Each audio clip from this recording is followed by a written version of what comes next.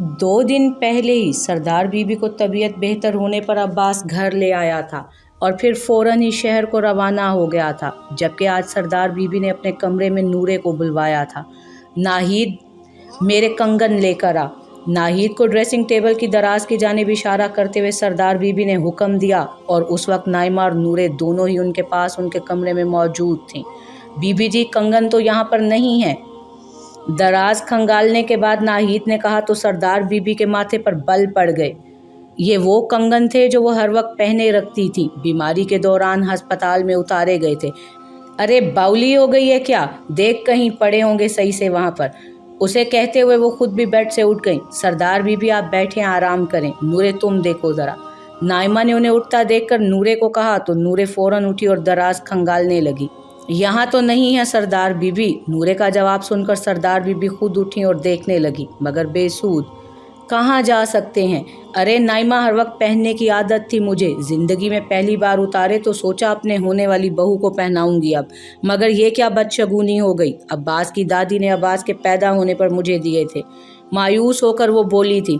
मगर बीबी, आज तक कभी हवेली में कोई चीज़ इधर से उधर नहीं हुई, फिर आज कैसे हो सकती है? नाहिद उनके करीब जाकर कहती है तो सरदार बीबी उसकी बात सुनकर ठिठक गई। हाँ, आज तक कभी ऐसा हुआ तो नहीं, तो आज चोरी कैसे हो सकती है? उन्होंने सर हिलाते हुए पुरसोच अंदाज में कहा। बीबी जी, मुझे सब मुलाजमीन पर भरोसा है, मगर वो जो लड़की है ना, उस पर शक हो रहा है। सरदार बीबी के कान के करीब सरगोशी करती हुई उसकी आवाज़ इतनी मध्यम थी कि वहाँ मौजूद नूरे और नाइमा ना सुन सकें, जबकि सरदार बीबी एकदम गुस्से में बोली, उस लड़की को बुलाओ। फिर अगले चंद लम्हों में हुरा उनके सामने मौजूद थी।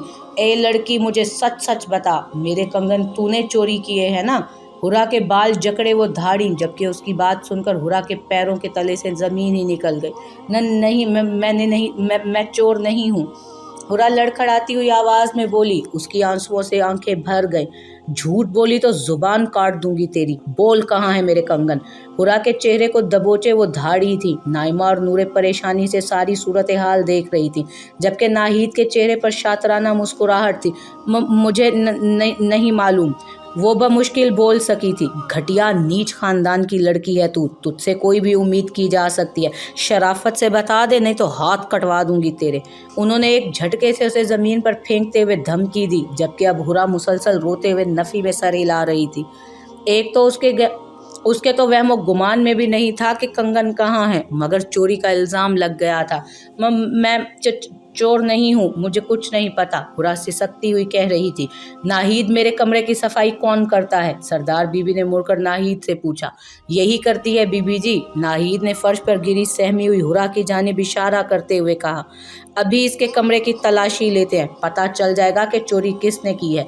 सरदार बीबी ने कहते हुए हुरा का बाजू पकड़कर उसे अपने साथ चलने को कहा, जबकि नाइमा, नूरे और नाहिद भी उनके पीछे थी। कमरे में दाखिल होकर सरदार बीबी ने मुलाजमा से कमरे की तलाशी लेने को कहा, जबकि हुरा सहमी निगाहों से मुलाजमा को देख रही थी, जाने आगे कौन कौन से इम्तहान बाकी थे। बीबी जी, ये चटाई के ऊपर रखी हुरा की चादर के पल्लू से सरदार बीबी के कंगन और चंद नोट बरामद हुए थे, और वहाँ मौजूद तमाम नफूस अपनी जगह साकित हो गए थे। हुरा ने बेयकीनी से उन कंगन को देखा जिसे वो पहली दफ़ा देख रही थी। हाँ, अब बोल कि तूने चोरी नहीं की? सरदार बीबी कंगन में हाथ लेते हुए हुरा की जानिब मुड़ते हुए गुर्राईं। मैंने चोरी नहीं की। हुरा खौफ से चंद कदम पीछे होती हुई रोते हुए बोली। और ये इतने सारे पैसे तेरे पास कहाँ से आए? अब उन्होंने नोट हुरा की जानिब उछालते हुए पूछा। ये मुझे सरदार, लड़की तू तो वाकई बड़ी चोर है, मेरे कंगन भी चुरा लिए और इतने सारे पैसे भी।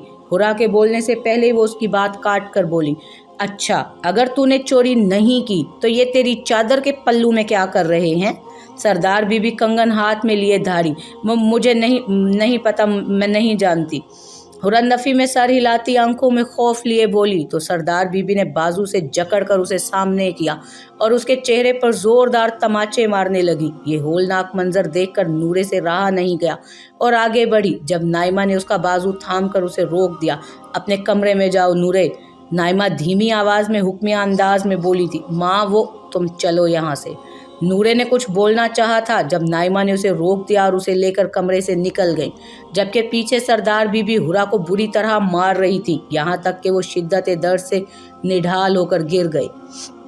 मेरे बेटे के साथ ख्वाब देखे हैं ना तूने, आंखें नोच लूंगी मैं तेरी। हुरा को फर्श पर पटक कर वो दनाती हुई कमरे से निकल गई। उनके पीछे नाहिद भी लबों पर मकरू मुस्कुराहट सजाए निकल गई, जबकि हुरा बुरी तरह रोने लगी। या अल्लाह, और कितने इम्तहान बाकी हैं, इतनी नफरत, इतनी हकारत, इतने इल्ज़ाम, और नहीं बर्दाश्त होता मुझसे। माँ बाबा मुझे अपने पास बुला लें प्लीज़, और नहीं सह सकती मैं। ज़मीन पर औंधे मुँह गिरी वो शिद्दत से रो रही थी, मगर अभी उसके इम्तहान बाकी थे। हर मिले गए दुख की तरह इस दुख अजियत को सारी रात रो लेने के बाद अगले तुलू होने वाले दिन फिर वही नफ़रत, वही ज़िल्लत और वही हकारत से भरपूर ज़िंदगी शुरू हो गई। मगर अगले 2 दिन सज़ा के तौर पर उसे एक वक्त का खाना दिया जाता। खाती तो वो पहले भी बचा हुआ थी, और फिर जब वो रात को सारे अपने ज़िम्मे के काम निपटा कर उस कमरे में बिछी चारपाई पर आ लेटी थी तो उसकी तबीयत अचानक ख़राब होने लगी। जी मतलाने लगा, उबकाइयाँ आने लगी, सर बुरी तरह चकराने लगा। मगर उस बड़ी सी हवेली में किसी को उसके दुखों और तकलीफ़ों का एहसास न था। जाने अभी और उसकी कितनी आजमाइशें मज़ीद बाकी थी। मंसूर, ये शोर कैसा है? वो अपने ऑफिस में बैठा केस की फाइल चेक कर रहा था जब उसे बाहर कुछ हलचल सी महसूस हुई। सर, वो एक औरत और उसकी बेटी आपसे मिलना चाहती हैं। आपने डिस्टर्ब करने से मना किया था, इसलिए मैंने उन्हें वेट करने को कहा, मगर वो मान ही नहीं रही। मंसूर, जो कि उसका गार्ड था, अब्बास के पूछने पर बताने लगा। अच्छा, भेजो उन्हें। अब्बास ने सामने रखी फाइल बंद करते हुए हुक्म दिया। कुछ ही देर में एक औरत अपनी बेटी के साथ कमरे में दाखिल हुई। तशरीफ़ रखिए। अब्बास ने एक सरसरी सी निगाह उस पर डालकर सामने रखी कुर्सियों की जानिब इशारा किया। अब्बास को वो आम तबके से ताल्लुक़ रखने वाली लगी। पानी लाओ। उनके पीछे खड़े मंसूर को हुक्म देकर वो उन माँ बेटी की जानिब मुतवज्जो हुआ। जी, मैं क्या मदद कर सकता हूँ आपकी? धीमे अंदाज में उसने पूछा तो उन दोनों माँ बेटी की कुछ हिम्मत बंधी। वकील साहब, हम आपकी फ़ीस अदा नहीं कर सकते, मगर मैं चाहती हूँ कि आप ही मेरी बेटी का केस लड़ें। उस औरत ने अपनी 17-18 साला बेटी की जानिब इशारा करते हुए कहा। आप बताइए, मसला क्या है? अब्बास ने भरपूर संजीदगी से पूछा। मेरी बेटी के साथ बड़ा जुल्म हुआ है साहब। मैंने साल पहले अपने भाई के बेटे के साथ ब्याह दिया था इसे। शादी के 1 माह बाद मेरा दामाद बाहर चला गया। फिर तो जैसे मेरी इस बेटी की ज़िंदगी अजीरन हो गई, मगर सब्र कर लिया हमने। लेकिन अब तो जुल्म की इंतहा हो गई है मेरी बेटी के साथ। वो औरत बोलते बोलते रोने लगी तो अब्बास ने पानी का गिलास उसकी जानिब बढ़ाया, जबकि दूसरा गिलास अब्बास ने अबाए में लिपटी उस लड़की की जानिब बढ़ाया जो चेहरा छुपाए रो रही थी। देवर ने। वो दुखी माँ फिर से बमुश्किल 2 लफ्ज़ ही अदा कर पाई थी कि रोने लगी, जबकि वो लड़की भी अब इस कदर रोने लगी कि अब्बास लब भींचे सर झुका गया। यकीनन आगे की बात वो समझ गया था कि उस लड़की के साथ क्या जुल्म हुआ था। बेसाख्ता उसे आबी के साथ हुए जुल्म का ख्याल आया और सामने बैठी लड़की में उसे आबी का अक्स नज़र आया, जिसके बाइस उसका दिल फटने लगा। आपने मुकदमा दर्ज करवाया? चंद लम्हों बाद अब्बास अपनी ज़हनी हालत पर काबू पाता गोया हुआ तो उस औरत से पूछने लगा, जो खुद भी रो रही थी। हम अपनी इज्जत की खातिर खामोश हो गए, औरत ने आंसू साफ करते हुए कहा तो अब्बास ने चौंक कर उन्हें देखा। क्या मतलब? नासमझी से पूछा गया। आपकी बेटी बेकसूर है, जुल्म इसके साथ हुआ है। अगर इज्जत खराब हुई है तो वो उस शख्स की हुई है जिसने ये शर्मनाक हरकत की है कि अपनी ही भाभी। देखें, यही तो हमारे मुआशरे की खराबी है कि जिसके साथ जुल्म होता है हम उसे ही कहते हैं कि उसकी इज्जत खराब हो गई। हम उसी से नफ़रत करने लगते हैं, जबकि नफ़रत के काबिल तो वो दरिंदा है जिसने ये इंसानियत से गिरी हुई हरकत की है। आप कैसे इस जुल्म पर खामोश हो सकती हैं? अब्बास के लहजे में दर्द बोल रहा था। वो समझ सकता था कि सामने बैठी माँ और बेटी किस अज़ियत से गुजर रही हैं। आबी के केस की वजह से भी तो सरदार शेरदिल भी इज्जत की खातिर ही खामोश हो गए थे, और कितनी मुश्किल से उसने उन्हें केस करने पर राज़ी किया था। साहब, उन्होंने धमकी दी है कि अगर किसी को बताया तो वो मेरी बेटी को बदनाम कर देंगे। वो औरत दोबारा बोली। अब भी तो आप मेरे पास आई हैं ना? अब्बास ना चाहने के बावजूद कह गया, जबकि उस औरत ने शर्मिंदगी से सर झुका लिया। कितना अरसा हुआ है इस बात को? औरत का झुका सर देखकर अब्बास लब भींचकर अगला सवाल करने लगा। 2 माह। उस औरत के लहजे में मजीद शर्मिंदगी दुराई। आपने मेडिकल तो नहीं करवाया होगा? अब्बास के अगले सवाल पूछने पर माँ ने फिर से सर झुका लिया। FIR भी नहीं करवाई? तवक्को के मुताबिक तमाम जवाब पाने के बाद अगला सवाल पूछा गया। यहाँ आने से पहले करवाई थी साहब, आपने मेरी बेटी से कोई सवाल नहीं किया, मगर वो पुलिस वाले बहुत अजीब सवाल कर रहे थे, इसलिए। वो माँ बताते हुए फिर से ज़ोर ज़ोर से रोने लगी, जबकि अब्बास उसकी बात समझ गया और खामोश हो गया। जुल्म के खिलाफ जितना देर से उठेंगे ना, उतना ही लंबा और कठिन सफ़र तय करना पड़ेगा। अब्बास ने कहते हुए गहरा सांस लिया। उसके लहजे में दुख की आमेजिश साफ वाज़ेह नज़र आ रही थी। आप हमारी मदद करेंगे ना? इस सारे वक्त में पहली बार वो लड़की अब्बास से मुखातिब हुई थी। शायद अब्बास का नज़रें झुकी रखना और नरमी से बात करना उस लड़की का कुछ हौसला बहाल कर गया था। अब्बास ने सर्द आह भरी और अपनी जगह से उठा। उस लड़की के सर पर हाथ रखकर असबात में सर हिलाया। क्या हुआ, आज परेशान लग रहा है बहुत। अब्बास कॉल नहीं उठा रहा था तो आलियान और अहमद परेशान से उसके बंगले पर पहुंच गए और अब्बास को लाउंज में गुमसुम किसी गहरी सोच में डूबा देखकर अहमद ने सवाल किया। जवाबन अब्बास ने सरसरी सा आज आए केस के बारे में उसे बताया, जबकि आलियान कॉफ़ी बनाता हुआ सरसरी अंदाज में सुन रहा था। अब्बास और अहमद को अक्सर अपने केसेस में एक दूसरे की मदद दरकार होती थी और उस केस में भी उसे अहमद की मदद दरकार थी, इसलिए बताने लगा, जिसे सुनकर अहमद को अफसोस हुआ। इतना अरसा हो गया तुम दोनों को इस तरह के केस हल करते हुए, लेकिन आज भी तुम दोनों पहले केस की तरह ऐसे परेशान हो जाते हो जैसे विक्टिम से तुम लोगों का गहरा रिश्ता है। चल यार, दिल पे मत लिया करो इतना तुम दोनों, ऐसे तो जल्दी ही तुम दोनों दिल के मरीज बन जाओगे। उन दोनों के चेहरे पर बेइंतहा अफसुर्दगी देखकर आलियान ने कहा। अहमद और अब्बास को उसका उस वक्त मजाक करना सख्त नागवार गुजरा। वो जो आए रोज़ तुम्हें शदीद वाली मोहब्बत हो जाती है, उससे दिल पे बहुत अच्छा असर पड़ता है ना। अहमद ने खासा चिढ़कर कहा तो आलियान दांत निकालने लगा। यार, एक तो मुझे समझ नहीं आती, ये जो मर्द बाहर कमाने चले जाते हैं ना, वो अपनी बीवी बच्चों को इस हवस परस्त दौर में किसके भरोसे छोड़कर जाते हैं, चाहे वो उसके अपने घर वाले ही क्यों ना हो। ये बात किसी सूरत सही नहीं है। इस मर्तबा आलियान ने संजीदगी से कहा तो अहमद ने भी उसकी तायद में सर हिलाया।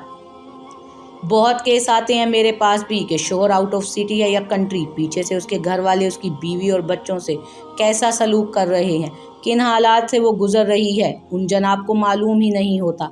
और अगर मालूम हो तो वो किस पर यकीन करे, माँ बाप, बहन भाई पर या बीवी पर। अहमद ने फिर से बात को जारी रखते हुए अपनी राय दी, जबकि अब्बास खामोशी से बैठा उन दोनों की बातें सुन रहा था। बोला कुछ नहीं। हाँ, बिल्कुल ठीक कह रहा है तू। सारी गलती ऐसे मर्दों की होती है जो 2-2, 3-3 साल तक घर नहीं आते। भाई, बीवी के भी कुछ हकूक़ होते हैं और वो मर्द पर लाजिम होते हैं। अब आप 4 साल महज कमाने की खातिर बीवी से दूर रहकर गुजारोगे तो ऐसी नौकरी पर लानत है जो अपने बीवी बच्चों से ही दूर रखे।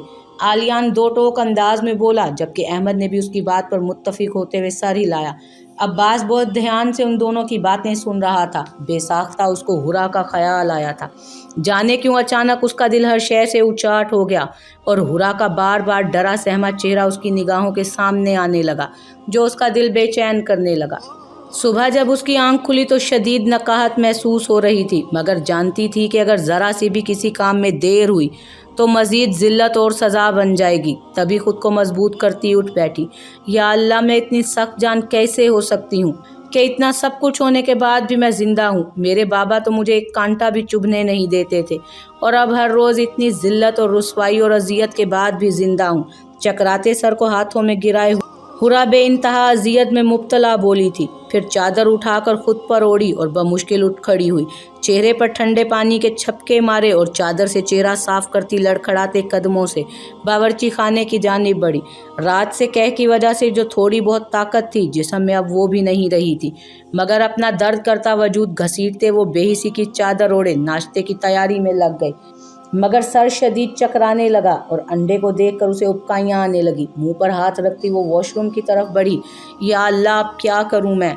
यहाँ तो कोई दवाई भी नहीं देगा मुझे, ऐसे तो काम नहीं होगा मुझसे, क्या करूं? दीवार का सहारा लिए वो सोच रही थी। वो बमुश्किल चलते हुए दोबारा बावर्ची खाने में आई। काश सरदार बीबी वो पैसे उससे ना लेती जो अब्बास ने उसे दिए थे। अगर वो पैसे भी उसके पास होते तो कम से कम अपने लिए दवाई तो मंगवा लेती वो। सुने प्लीज़, मुझे कोई सर दर्द की दवाई दे दें। हाथ में झाड़ू लिए एक मुलाजमा को देखकर हुरा ने इल्तजाइया कहा। देखो, तुम्हारी किसी भी तरह मदद करना मना है। अगर किसी ने की तो वो जान से जाएगा, इसलिए मैं तो तुम्हारी मदद नहीं कर सकती। मुलाजमा ने हुरा का जर्द रंग देखकर अफसोस से कहा, आपके पास दर्द कम करने की तो कोई दवा होगी, वही दे दें प्लीज़, किसी को मालूम नहीं होगा। बात करते हुए हुरा की आवाज़ भीग गई तो मुलाजमा को उस पर तरस आया, मगर सरदार बीबी के खौफ के बाइस वो कुछ भी करने से कासिर थी। सिर्फ इतना बता सकती हूँ कि वो हवेली के पिछली तरफ 1-2 कमरे नज़र आएंगे तुम्हें, वहाँ हकीमा रहती है, शायद वो तुम्हें दवाई दे दे। मुलाजमा सरसरी अंदाज में बताती बावर्ची खाने से निकल गई, जबकि हुरा के कदम अब हवेली के पिछली जानिब थे। वो कमरे के बाहर खड़ी हुई तो अंदर रोशनी देखकर दरवाजे पर दस्तक देने लगी। दिल में दुआ मांगने लगी कि ये औरत उसकी मदद कर दे। थोड़ी देर बाद जब दरवाज़ा ना खुला तो हुरा मायूस होकर वापस चलने लगी। कौन? एक उधेड़ उम्र की खातून निकली तो हुरा ने उसकी आवाज़ सुनकर अपना रुख मोड़ा। ये वही औरत थी जिसने बुखार में उसका इलाज किया था। वो औरत भी हुरा को पहचान चुकी थी। इधर उधर निगाहें घुमाने के बाद उसने हुरा को बाजू से पकड़कर अपने कमरे में किया और दरवाज़ा बंद कर दिया। क्या बात है लड़की, तुम यहाँ क्या कर रही हो? हुरा का पीला जर्द रंग और थके थके चेहरे का तायराना जायजा लेती वो औरत पूछने लगी। मेरा सर बहुत दर्द कर रहा है, चक्कर भी आ रहे हैं, और तो मैं क्या कर सकती हूँ? तुम्हें यहाँ नहीं आना चाहिए था लड़की। हुरा भी धीमी और नकाहत भरी आवाज़ में बोल ही रही थी कि वो औरत उसकी बात काटते बोली, प्लीज़ मुझे कोई दवा दे दें प्लीज़। ये बेबसी की इंतहा थी कि सरदार की बीवी मुलाजमीन की मिन्नतें कर रही थी। ये सोचते ही फिर से हुरा की आंखों के गोशे भीगने लगे। तुम्हारी मदद करना हवेली में जुर्म है, तुम जानती हो ना? अगर किसी को मालूम हुआ तो मेरी पनाहगाह छिन जाएगी मुझसे। वो औरत दो टोक अंदाज में बोली, जबकि अब हुरा अपने आंसू साफ करती वापस जाने के लिए मुड़ी। अच्छा सुनो। शायद उसे हुरा की तकलीफ और बेबसी पर तरस आ गया था, तभी हाथ में पकड़ लिया और चारपाई पर लेटने का इशारा किया। अपने तजर्बे के मुताबिक हुरा को देखते ही वो समझ गई थी कि हुरा के साथ क्या मसला है, मगर मुआयना करने के बाद शक पर यकीन की तस्दीक हो गई। तुम उम्मीद से हो? हुरा का मुआयना करने के बाद उस औरत ने यकीन से कहा तो हुरा की समाअतों में ये लफ्ज़ किसी हथौड़े की मानिद लगे। ये कैसे हो सकता है? आप यकीन से कह रही हैं? नफ़ी में सर हिलाते हुए बेयकीनी से बोली, 100% यकीन से कह रही हूँ मैं। उस औरत ने हुरा के उस खुनकी में भी चेहरे पर आए पसीने को देखकर कहा, ऐसा नहीं होना चाहिए था, सरदार बीबी तो मुझे मार देंगी। मुसलसल सर हिलाती हुरा बोली थी, जबकि उसके चेहरे पर एक रंग आ रहा था और एक जा रहा था। मैं समझ सकती हूँ तुम्हें, तो क्या बच्चा ज़ाया करवाना चाहती हो? वो औरत धीमी आवाज़ में राजदारी से पूछ रही थी, जबकि उसकी बात सुनकर हुरा के रोंगटे खड़े हुए। ज़ाया? मैं कैसे?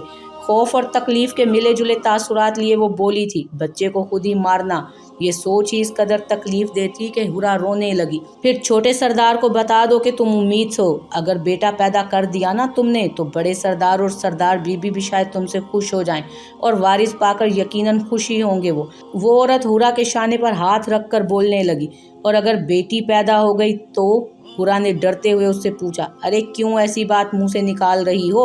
अगर बेटी पैदा हुई तो तुम्हारी जिंदगी मजीद मुश्किल हो जाएगी। वो औरत माथे पर हाथ मारते हुए बोली तो हुरा सिसक उठी।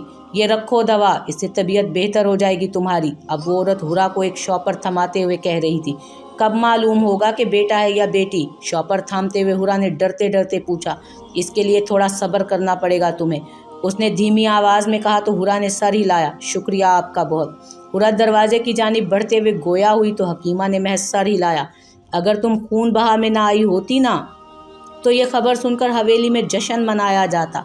उस औरत के अल्फाज सुनकर हुरा के उठते कदम वहीं ज़मीन पर थम गए और एक तीर उसके दिल में पेवस्त हुआ। फिर बगैर कुछ कहे हुरा आंसू पोंछते वहाँ से निकल गई, मगर अफसोस के किसी ने उसे हकीमा के कमरे से निकलते देख लिया। उस औरत की दी हुई दवा खाने के बाद हुरा की तबीयत कुछ संभली तो अपने ज़िम्मे के काम निपटाने लगी, मगर ये खबर जब से उसने सुनी थी तब से उसके आंसू जैसे थम गए थे, या शायद अपने वजूद में उस नन्ही जान का तसव्वुर करते अब हुरा को सब्र आ गया था।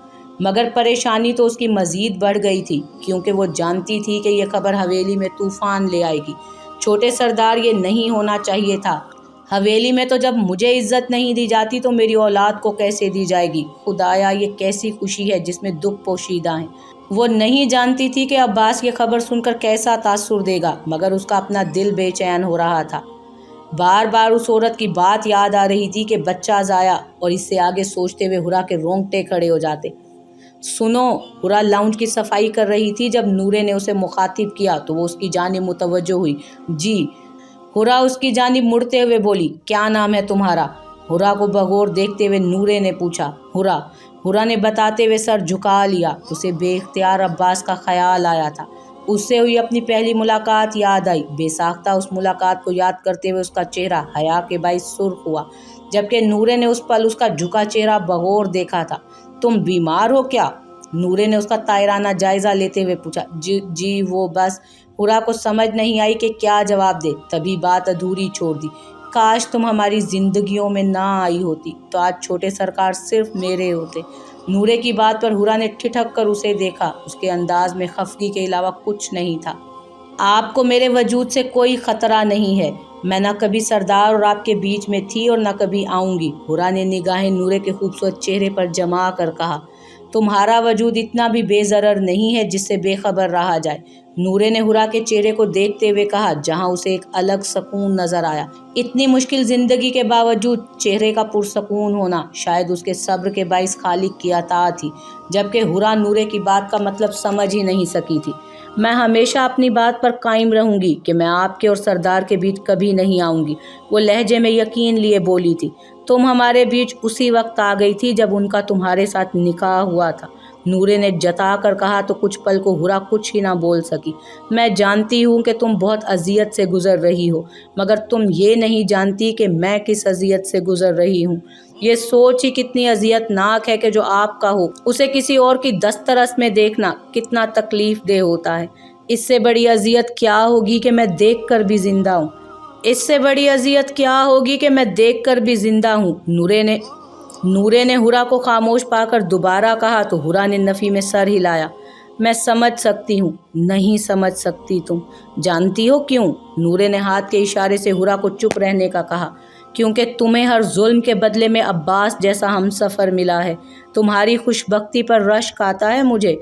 नूरे बोल रही थी और हुरा के आंसू दिल पर गिर रहे थे। लाख बुरा रवैया है सबका तुम्हारे साथ, मगर तुम नहीं जानती कि अब्बास जैसा हमसफ़र हर दुख का मदावा है, हर ख़िज़ां में बहार है। खैर, मैंने तो अपना मामला खुदा पर छोड़ दिया है, वो जो करे मुझे मंजूर। हुरा के बहते आंसू देखकर नूरे ने बात ख़त्म कर दी और अपने आंसू निकलने से पहले लाउंज से निकल गई, जबकि हुरा ने कुर्ब से आंखें मींच ली।